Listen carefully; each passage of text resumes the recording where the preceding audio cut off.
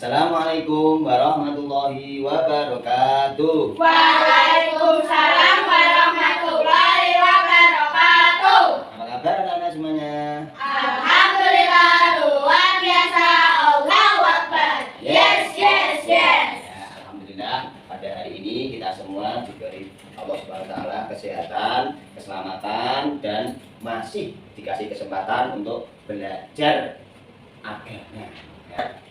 Pak Kis pengen mengabsen dulu siapa yang hadir pada pelajaran hari ini. Yang pertama Alana Freya Kuenisa. Hadir. Hadiro. Fahri Alfa. Hadir. Ya. Fatimah Az-Zahra. Hadir. Ya, alhamdulillah. Velove Aflah Adisya. Hadir. Ya, alhamdulillah. Hilda Nurul Fatia. Hadir. Alhamdulillah. Kaisa Nadia Nur Faizia. Hadir. Alhamdulillah. Halid Yusuf Abdillah. Hadir. Hadir, alhamdulillah. Onita Alaidrus. Hadir. Alhamdulillah. Surya Fajar Kuncoro Jati. Hadir. Alhamdulillah. Jadi pagi hari ini yang tidak hadir adalah Mas Farid ya. Ya. Tua Mas Halid silakan dipimpin untuk berdoa terlebih dahulu. Jika berdoa, tangan diangkat, kepala menunduk. Berdoa dengan tertib dan sopan mulai. A'udzubillahi minasyaitonir rajim. Bismillahirrahmanirrahim. Alhamdulillahi rabbil alamin. Ar-Rahmanir-Rahim. Maliki yaumiddin. Iyyaka na'budu wa iyyaka nasta'in. Ihdinas siratal mustaqim. Siratal ladzina an'amta 'alaihim ghairil maghdubi 'alaihim waladdallin. Amin. Lanjut ke materi selanjutnya. Kita pada pagi hari ini anak-anak kita akan pelajari materi tentang zakat fitrah. Nah, sebelum Pak Kis menyampaikan materi tentang zakat fitrah, Pak Kis akan menyampaikan tujuan pembelajaran kita. Tujuan pembelajaran kita adalah yang pertama menjalankan kewajiban berzakat sebagai implementasi dari pemahaman hukum Islam. Yang kedua menunjukkan sikap peduli sebagai implementasi dari pemahaman hikmah zakat sebagai implementasi dari hukum Islam. Yang ketiga memahami hikmah zakat sebagai implementasi dari hukum Islam. Yang keempat menunjukkan hikmah zakat sebagai implementasi dari hukum Islam. Jadi implementasi itu praktek-prakteknya untuk menjalankannya itu. Nah, jadi kalian itu nanti bisa menjalankan wajib bahwa zakat kita itu wajib. Nah, zakat itu kan ada banyak, cuma Pak Kis akan fokus di zakat kita. Ada zakat mal, ada zakat tijarah, ada zakat barang temuan dan sebagainya. Ada zakatnya semua. Tapi kita fokus pada zakat kita. Ya. Terus kita akan lanjut. Apa yang akan kita bahas pada pagi hari ini? Ya, pada pagi hari ini kita akan membahas apa yang dimaksud dengan zakat fitrah dan apa saja syarat wajibnya. Yang kedua, siapa saja yang berhak menerima zakat fitrah. Jadi zakat fitrah itu untuk apa toh? Nah, siapa toh yang berhak menerimanya? Dan yang ketiga, kapan zakat fitrah harus dikeluarkan? Yang keempat, berapa zakat fitrah yang harus dikeluarkan? Yang terakhir, niat zakat fitrah. Sudah ditentukan waktunya, wajib hukumnya. Tapi juga ada syaratnya. Ini bagi yang mampu. Jadi bagi orang yang mampu, yang kira-kira itu tidak punya apa-apa, jadi nggak wajib. Punyanya cuma untuk makan tok, Pak. Fakir miskin tadi yang disampaikan Mas Saleh, punyanya untuk makan tok, Pak. Berarti tidak wajib bayar zakat fitrah meskipun masih hidup. Karena cukup untuk memenuhi kewajibannya saja. Tuh. Terus kita akan masuk ke syarat wajibnya zakat fitrah. Yang pertama adalah Islam dan merdeka. Sebetulnya Islam dan merdeka itu kayak saya tunjukkan di sini. Nah ini, kelihatan nggak tanda-tanda ini Pak Is? Nah, Islam dan merdeka sebetulnya jadi dua. Islam dulu. Jadi orang yang berzakat itu adalah agamanya harus Islam. Yang enggak agamanya Islam Pak, boleh karena menolong orang lain, tapi nggak dianggap zakat. Boleh memberikan sesuatu, tapi nggak dianggap sedekah ataupun infak. Apalagi kok zakat. Zakat hukumnya wajib, cuma bagi orang Islam. Jadi kalau kalian punya saudara ataupun siapa saja kok nggak membayar zakat, kecuali kok tidak agamanya nggak Islam, nggak boleh. Loh, kamu kok melarang orang berbuat baik? Nggak melarang. Cuma kalau namanya zakat nggak boleh dibayarkan sama orang yang tidak. Yang kedua, merdeka. Artinya merdeka itu sudah bebas dari apa-apa. Orang diutang, tidak punya hutang, tidak jadi pelayan, ya kan? Hidupnya mampu. Ini namanya sudah merdeka. Mau masih jadi pembantu, banyak utangnya, itu belum merdeka. Merdeka dalam artian bebas, ya, bukan dijajah dari utang, dari penindasan. Ya. Ada kan yang masih pembantu atau pelayan. Kalau di sana itu di Arab namanya budak, namanya budak. Terus yang kedua yaitu memenuhi dua waktu. Nah, memenuhi dua waktu zakat ini zakat fitrah itu dilaksanakan saat memenuhi dua waktu di antara bulan Ramadan dan Syawal. Artinya dua waktu itu Ramadan ya boleh, Syawal ya boleh. Artinya dua waktu itu yang paling tepat adalah ketika Syawal yang sebelum sholat Idul Fitri. Nah ini yang paling tepat itu sebelum bayarnya itu sebelum sholat Idul Fitri itu dari habis subuh persis itu yang paling top. Nah, yang paling tapi karena di Indonesia itu urusannya banyak, biasanya bayarnya sebelum hari raya Idul Fitri. Itu tidak apa-apa, tapi di bulan Ramadan. Jadi bulan Ramadan dan bulan Idul Fitri ini sebelum sholat. Nah, sebelum sholat itu bayar boleh. Atau langsung kita kasihkan pada fakir miskin karena kita lupa, boleh. Nanti diniati aja. Kita melihat pengemis, langsung kita berapa untuk satu keluarga, 1, 2, 3, 4 keluarga. Oke, langsung kita sana. Misalkan satunya berapa 25 berarti 4 keluarga, 4 orang satu keluarga berarti 100.000 kasihkan fakir miskin dengan niat zakat sebelum sholat Idul Fitri. Ini boleh. Pas Ramadan Pak niat zakat boleh. Tapi jangan di luar bulan Ramadan dan jangan setelah sholat Idul Fitri. Ini dua waktu. Jadi waktunya itu di situ. Kalau kalian tanya waktunya.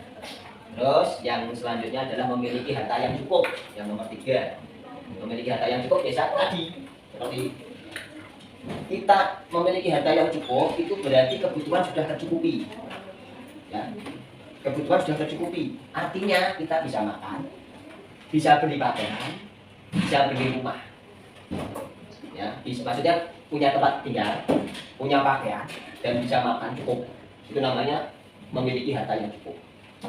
Jadi sebelum kebutuhan primer ini tercukupi, berarti kita belum terbilang cukup. Tapi kalau masalah makan kita cukup, ya masalah makan kok kita cukup, berarti bisa beli pakaian, masih maaf ya, masih kita dalam tahap kontrak atau kos, nggak masalah, tetap wajib bayar zakat. Karena zakat itu tidak memberatkan, ya, tapi wajib bagi yang mampu. Dan saya lihat insya Allah kita semua dikasih Allah sudah yang mampu. Alhamdulillah. Ini miskin, orang yang mempunyai harta dan hasil usaha tetapi masih tidak mencukupi untuk kebutuhan. Kalau ini nggak punya usaha sama sekali, fakir. Kalau ini masih punya usaha, masih bisa kerja sedikit, sampingan ataupun kerja apapun. Yang ketiga adalah fisabilillah, orang yang berjuang di jalan Allah. Artinya itu adalah berjuang di jalan Allah. Kalau sekarang itu ustaz, kiai, atau orang yang membela Islam atau yang dihina-hina itu, kalau yang sekarang, atau perang. Nah, kalau zaman dahulu perang, kalau zaman sekarang yaitu berdakwah. Boleh itu dikasih. Misalkan kalau di daerah kalian itu ada marbot, tahu marbot? Marbot tahu ya? Apa itu marbot? Apa? Kiai juga. Marbot itu yang bertanggung jawab atas kebersihan masjid atau musola. Ya itu yang tukang tukang andan juga bisa. Tapi setiap hari adalah kebersihan masjid atau musola, itu namanya margot. Itu boleh. Dia berjuang untuk agamanya Allah. Nah, oh ya, satu-satu dulu, nggak apa-apa, satu dulu. Terus yang keempat adalah mu'alaf.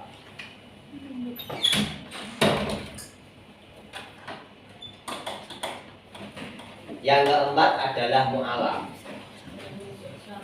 Yang keempat mu'alaf. Apa itu mu'alaf? Nah, orang yang baru masuk Islam. Nah, orang yang banyak hutangnya itu juga berhak menerima zakat. Loh, kenapa Pak? Mereka utang sendiri. Ya, karena orang kebutuhannya itu beda-beda, ya kan? Orang kebutuhannya beda-beda. Sudah untuk ini kebutuhan pokok, tapi kadang-kadang pinjam ya untuk daftar sekolah anaknya. Dan selanjutnya adalah Ibnu Sabil. Nah, Ibnu Sabil itu kalau kita mudik, ya, contohnya kalau kita mudik, itu kan niatnya baik. Kita berkunjung silaturahim ke rumah orang tuanya bapak ibu atau kakek nenek, ya kan? Nggak mungkin ada yang Jawa Barat, ada yang Surabaya, ada yang mana? Pegang, ada yang Boyolali, ada yang nah, ketika dalam perjalanan itu kok macet dan kehabisan bekal, itu boleh pas Ramadan atau pas apa dikasih zakat boleh. Terus yang ke 7 ambil zakat. Ambil zakat itu panitia yang mengurusi zakat. Yang di masjid itu yang menerima zakat. Yang terakhir adalah rikob. Rikob itu apa? Hah? Apa rikob? Hah? Bahasa aja itu apa? Kalau di kita ya pelayan. Berapa kadar zakat fitrah yang kita sepakati kalau bahasa Arabnya 1 sok? Itu biasanya kalau di Indonesia sering ditetapkan adalah 3,5 liter atau 2,5 kilogram beras. Selanjutnya, nah ini niat zakat fitrah. Niat zakat fitrah. Ya, kita baca bersama-sama. Dan itu jelas nggak? Di situ jelas nggak?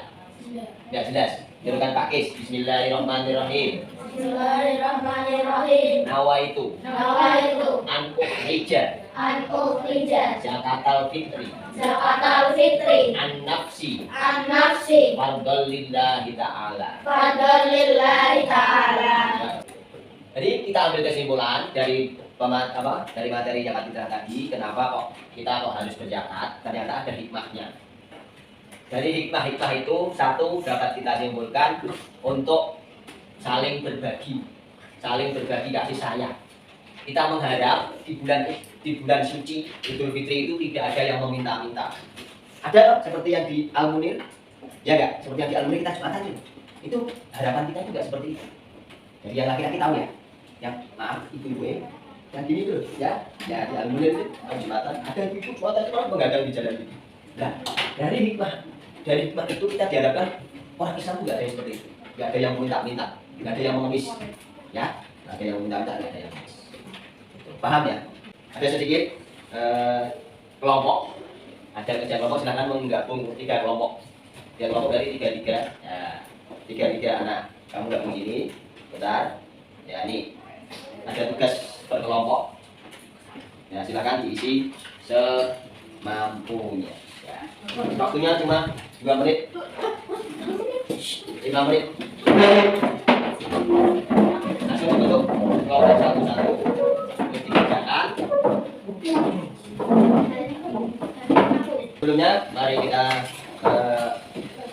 ya belajar, kita akhiri dengan membaca doa bersama-sama. Ya Mas Ali. Jika berdoa sama diangkat kepala berdoa dengan tertib dan sopan mulai. A'udzubillahi minasyaitonir rajim.